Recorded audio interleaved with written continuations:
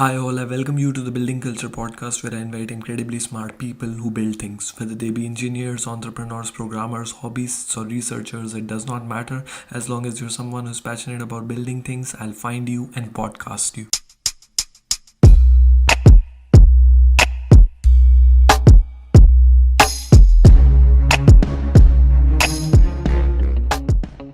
Hi all, I want to take a brief moment to thank you all personally for supporting this podcast on YouTube and on all major podcast platforms, including Google Podcasts and Spotify. The podcast mainly features interesting people in robotics, artificial intelligence, and entrepreneurship. If you believe that the information that I'm providing might be of benefit to you or to someone you know, it would be really great if you could hit the subscribe button and press the notification icon so that you can get notified on time whenever the next part is out. It would literally take you a second or two to subscribe to the podcast, but it would really mean a lot to me because I can grow the podcast to a level where I can reach more people, invite ever more interesting guests, and have a more meaningful impact. So let's begin now. And in today's episode, we have someone who conducts workshops using Legos for management stuff. His workshops are called Lego SeriousPlay. Has a lot of other leadership roles and is into teaching and education in general. To know more about Jens Droege, who is the guest for today's podcast, I'll add a link to his LinkedIn account in the description.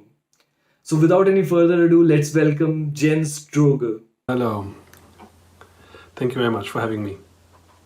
So by the way, did I pronounce your name correctly? Yes, right? I respond to several names. So because people tend to forget my name, so it's Jens, Sven, Hey, you, Jörg. So I'm fine with everything. it's okay. So the German name would be Jens, right? Not Jens. Yes, okay. and for a non-German speaking person, the surname is very difficult. But even for a native speaker, it can be very difficult. So I'm used to several pronunciations. Okay, and how's the actual pronunciation? You were pretty right, Droege. Droege, okay. Yeah, with the R, I might have struggled a bit there. Your German is quite good. Okay. So since I know very little about you, I know that you conduct these Lego SeriousPlay workshops, and about that we will discuss in more detail at a later section of the podcast. But first, can you introduce more about your tremendous experience that you have? I have only checked your LinkedIn, and so I know that you are incredibly passionate about teaching and management and others and things of that nature. So can you yourself introduce what you do? Yeah, so what I basically do is currently I'm a facilitator, I'm a professional facilitator and trainer for Lego SeriousPlay Method. That's one part of my business, my profession. The other part is, you're right, I have a institute with a renowned Steinbayer's University in Germany, and the directorate of that institute, where we train people in Mindshift. So that's where it links together, why I use Lego SeriousPlay and how I came across Lego SeriousPlay, and the mind-shifting stuff is training people, for example, in change management or in leadership. How I came to that, I started my profession as an auditor, in the year 2004. After graduating from university, I started at a large auditing company, one of the big four auditing companies. And I moved into consultancy after a while, because auditing is always looking backward, and I wanted a bit more forward looking. So I changed within the auditing world. I changed into the profession of consulting, and then I moved to another consulting firm. I had some roles. I also had some interim experience in a large electronic trading company, and then I moved back to consultancy. My last station was Porsche Consulting, which I then dropped out and turned into medium-sized enterprises, where I really developed the skills and used what I've learned in change management and leadership development.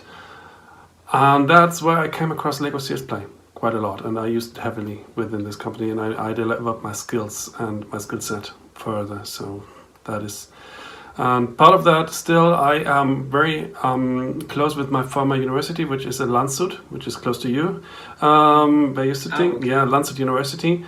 I studied in Cambridge and in Landshut, so I still have I do some lectures in Landshut once a year, using Lego, using change management. So I have a deep relationship with teaching and with university. So I like that. I like them very much.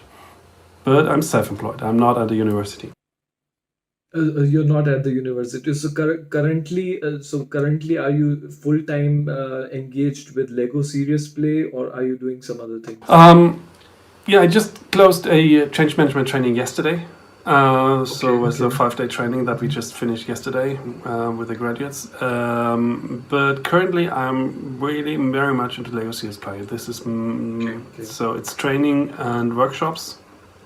And Sean Blair and I, Sean, who is one of my best close friends and mentor, lives in the UK, and wrote several books about Lego SeriousPlay, which I translated. We developed the method in the COVID situation we developed the method into the online world. So we found a way to translate the haptics into the online world, and that is where we train people currently. So we do a lot of Lego SeriousPlay currently, and facilitations plus training of Lego SeriousPlay. So what's the purpose of Lego Serious Play fundamentally? So yeah, if you read the books, it's very academic. It can be very academic, but I'd say Lego SeriousPlay helps to unlock or to break emotional barriers. So you use a Lego brick, which is used as a metaphor. Just the brick is just a metaphor what you use, and to unlock emotional potentials. So you use the power of intuition to say something, to develop new ideas, to say something you would probably not have thought about, and to show the same meaning of something. Let's take an example. If you're familiar with, are you familiar with the Agile framework? With the I've heard about it, but I don't know the details of it. The Agile framework has 5 core values, for example. One of them is respect. So, and commitment is the other one. There's 3 others, but one of them is respect. So, if I ask you, what is respect for you? You probably say something, it's be respectful to elders. For me, it could be holding the door open for other people. For others, especially in the German culture, is calling everyone Sie.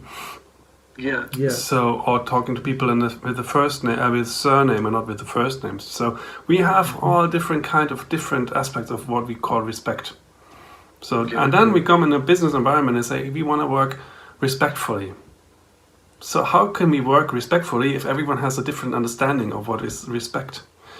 So, and what we try to do is use the Lego brick, to something like that. Use the Lego brick, and build a model that reflects what you understand by the word respect. What is your meaning of the word respect? And then we try to build a shared model, a so-called shared model. We have a shared understanding of the same wording, and now we have a deep understanding of the idea of respect. This is just one part of it, like communicating emotions. It's conflict management, can be used in conflict management. So what is the deep rationale behind, the deep reason behind any conflict? It's communication issues, but it can also be used in strategy, where you build a system, a real system of a complex business environment, of a vision that you have as a business, and then you just simulate what is actually influencing what has influence on your vision. And then we just play out some scenarios. Say, let's give stock market plummets by 10%. What would be the impact to our vision? And what can we do to actually mitigate this risk?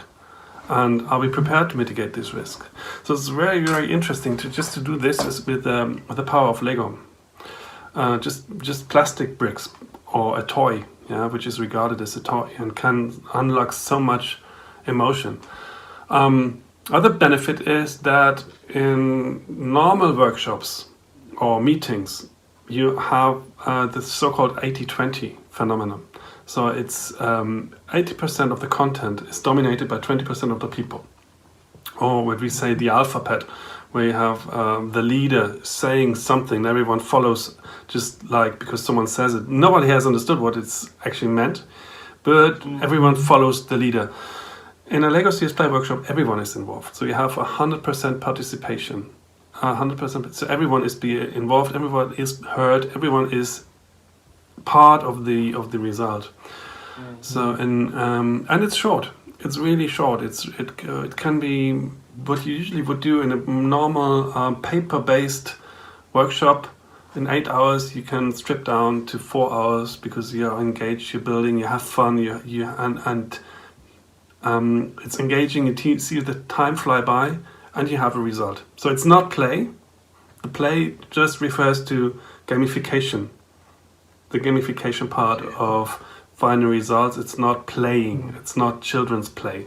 It's the gamification, using a toy, using something playful to get engaged, to find other ideas, results, to use different part of your body, of your mind. And serious refers to it's serious business. Okay, so that's how the term comes into play. And so the Lego bricks essentially stand as a way to communicate, each of the members would be communicating their own definition of a particular task, for example, that is being done, or an idea that is being discussed.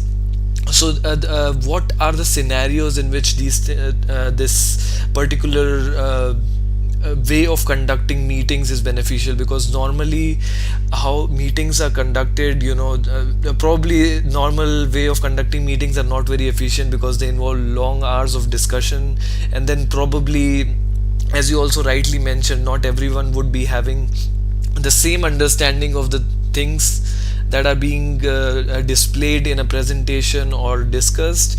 So that's not very efficient. So is this the primary motivation why why you're advocating Lego Serious Play and why you're conducting these workshops as a new way of conducting meetings? My primary motivation was so maybe let's explain a bit how I came to this idea. So because I came to it like it was pure coincidence.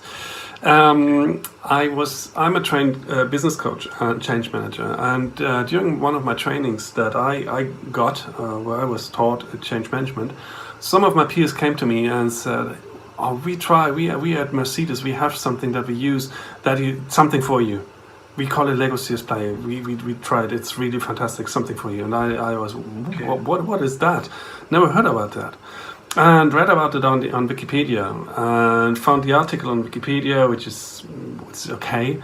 So, and I thought, well, that's interesting. I turned back after that weekend, got to my former boss and said, I want to do that for our meetings. I want to do this in our change projects. Okay. And he was a bit skeptical at first, but he was convinced of my way of working, so of my unorthodox methods. And said, well, if you want to do that, let's try it, give it a go. And I had my first training, so I got trained in Lego SeriousPlay. And I found it very, very useful because I experienced the mind shift myself. So what it can do, how you engage, how you get in the flow using the bricks, and how much you can do by just using these bricks. And these are even 48 bricks, and you can do a lot with 48 bricks. And my why in business, why I do business, is the mind shift. So what I want to achieve with people when I work or facilitate a workshop is I want to see something happening in the brains of people. So something like, we call it the aha moment. So when people say, I've never thought about that. You're right. Oh, that explains a lot because someone behaved like that before. So, and I told you I do the change management training and I do coach training and I also do lean management trainings because we'll say that doesn't fit together. But for me, for example, lean management is a philosophy. It's not just methods. The method you can read and you can implement them. But having understood how things work, that is the real mind shift. So that is why why I love Lego SeriousPlay, is because I can see people. I can see how people's mind. I can see it in the face. I can see it in the eyes. I can see it in the smile when people go out of a workshop after 4, 6, or 8 hours. I can see what happened to them. So, and that is why I love the method, because I can achieve a lot in these short times. In a way, this is it enhances everyone's leadership skills, because you get to understand everyone's way of thinking about a particular idea, or reaching at a conclusion. I haven't attended one of the meetings yet, so I'm saying this based on what I understand from what you explain now. So can you also tell a bit about what change management is exactly and how you got involved in that?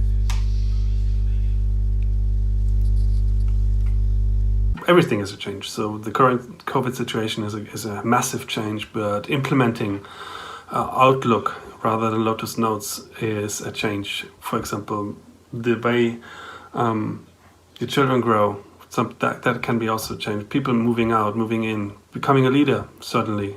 From a member of a team to a team leader, that's a personal change. So basically that's all change. And for me, change management is supporting people in this change, in this process of their behaviors, their feelings, the anxiousness they have, the hopes they have. Let's support. It's communication. It's the communication style. It's a change story. So how to communicate, how to transport the vision of a change. Bigger change, smaller change. So depending on, not every change really needs support. But this is something that is change management for me. Supporting people, working with the person, with the mind, not just with processes and giving tools and say, so if you use that, use tool A and this will be the result. This is not change management. That is project management. But change management is working with people. So to achieve something. To work with resistance.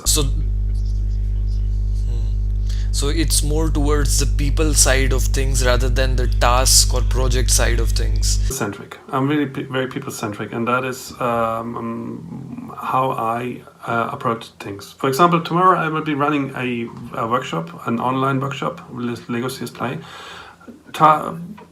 aiming especially at that. It's a large health insurer.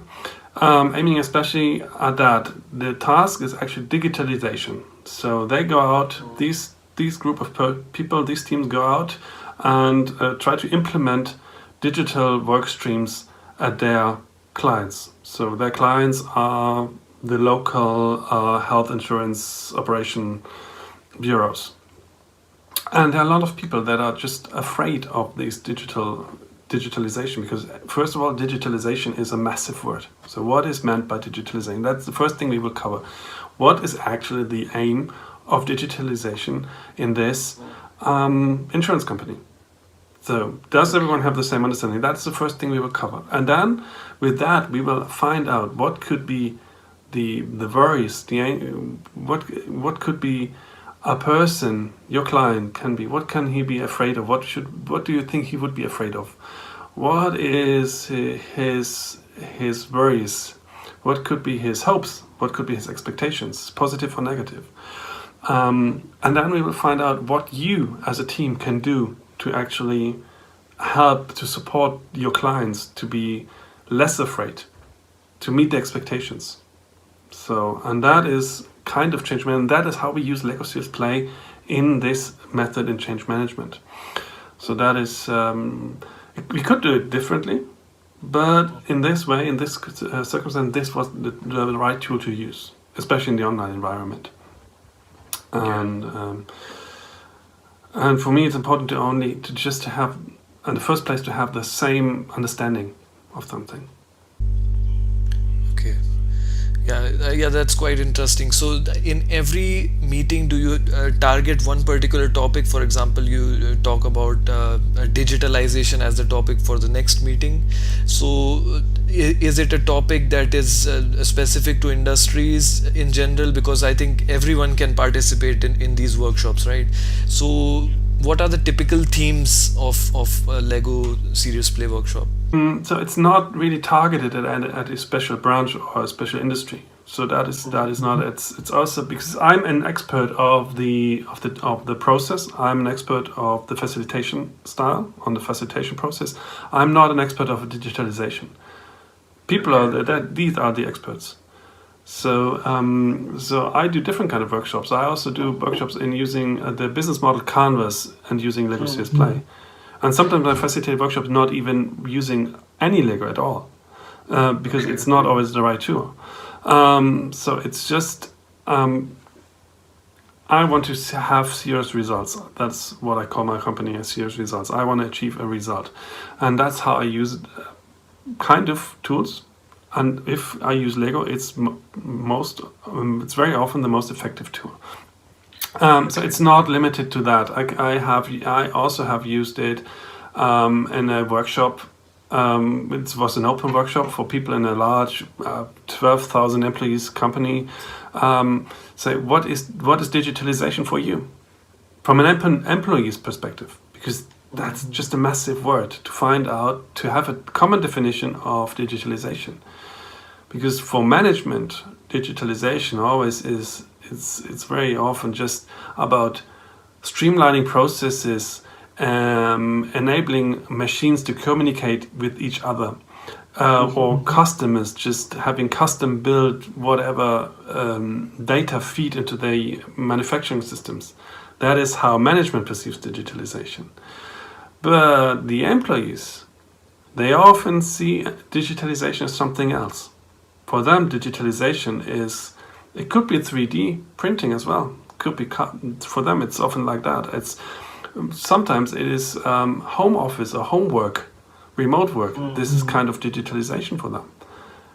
Yeah, and then people are afraid of digitalization.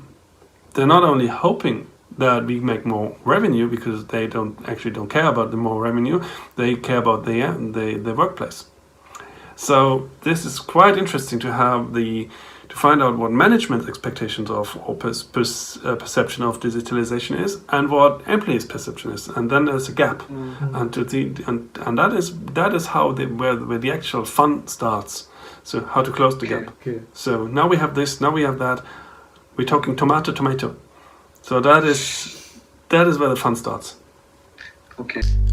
So the primary goal of Serious Results, which is the name of your company, is to eliminate any discrepancies in communication that we have between management or engineering team or design team. Everyone is on the same level of understanding of what the aim is. So actually every workshop has a goal, has an objective. So but my overall objective is to really get down to the point, have everyone gain the same understanding, and then go out and work on that.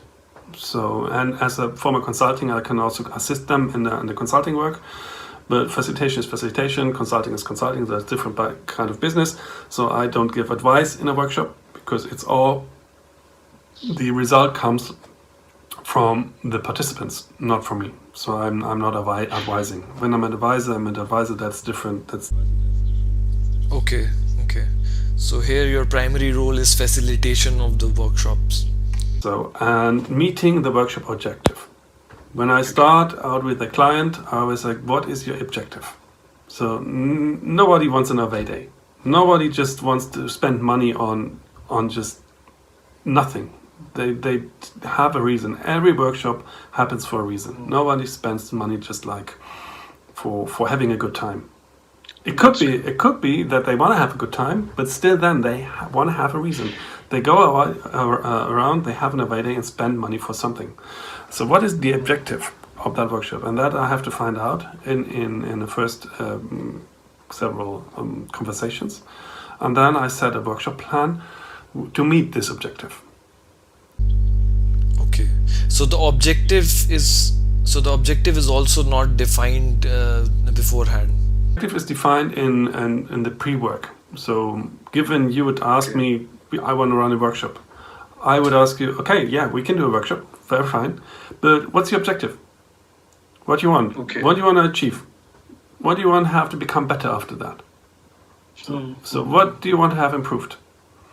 So and I ask, there's only 3 questions, I ask a couple of more questions to find out really what is your objective, to find out what you want. So, and then I come up with a plan and say, and I decide if whether you use Lego SeriousPlay or different tools or a combination of several tools, or use maybe the business model canvas, or use or the playful stuff or non-playful stuff, or just use grid cards or whatever we do, and do a combination of several items to meet your objective. And then we discuss this workshop plan. You agree on that, or you want to have refinement, and then we refine this plan, and then actually we run this workshop. So planning is 80%. The conducting the workshop is 20% of the time. So it's the work lies beforehand. And also the main benefit I can see is within the companies, but the workshops that you conduct are open to everyone. So are you also like tied up with some companies in which this is transforming the way meetings are conducted, or being implemented in some way? With a big client close to Stuttgart where I live, where I'm in-house trainer, so they now and then book me for currently in the COVID situation. It's not that often currently because obviously we can't meet face to face. But before COVID, we had several workshops where they really take someone from external side to really facilitate the workshop to get better insights. I also train people in this company. But it's a company with 12,000 people, so so until the real way meetings are conducted is going to change, it will take a long time. So it's Lego SeriousPlay or my style of facilitation, they usually come back.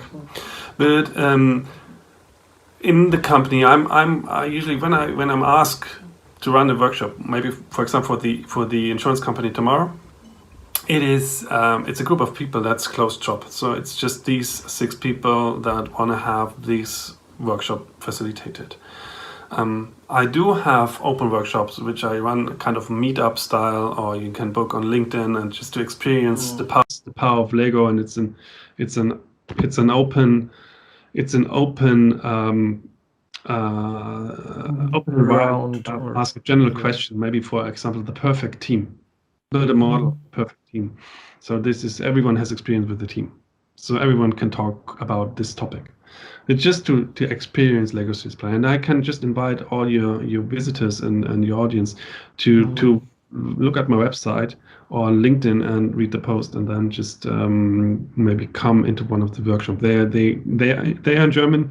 If you want to join one in English, I can advise you to go to my associates and friends in London and UK. Currently, they are all online, so it's just can be conducted online. And yeah, and when so these days it's even easier to attend because you're conducting it online only. Yeah. So it's 2.5 hours, 2 hours, 2.5 hours, which I conduct online. So when I train people in the method of Lego SeriousPlay. So if someone says, well, that is really interesting, I want to become a facilitator myself, then it's open. So that is open training, that is open to everyone. This is open to the public. And there's nothing there. You don't need any particular degree before that. You just need an open mindset for that. Hey guys, I really hope that you enjoyed this particular conversation and it helped you in some way, shape or form. If it did, make sure to hit the subscribe button and the notification icon or the bell icon so that you can get notified on time whenever the next part is out. Also, it would be really great if you could give me your feedback in the comments below. That would really help me improve. I'm uploading small clips of the long podcasts on a regular basis on platforms like LinkedIn, Facebook, and Instagram. So make sure to follow me on these platforms if you're someone who cannot take out time for the long episodes. The podcasts are also available on all major podcast platforms, including Spotify and Google Podcasts. So if you're someone who prefers to listen to podcasts rather than watching full-length videos, make sure to follow on your favorite podcast platform. Thank you very much and see you next time.